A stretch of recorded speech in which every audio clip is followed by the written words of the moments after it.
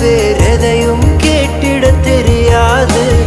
அன்பை கேட்கும் காதலுக்கு சந்தேகம் தாங்கிட முடியாது. மேடும் பள்ளம் இல்லாமல் ஒரு பாதை இங்கு கிடையாது. பிரிவும் துயரம் இல்லாமல் ஒரு காதலின் ஆழம் புரியாது. காதல் ஒரு ஆகாயம், அது என்றும் வீழ்வது இல்லையடி. கண்ணீர் ஒரு வெண்மேகம், வீழாமல் இருப்பதும் இல்லையடி.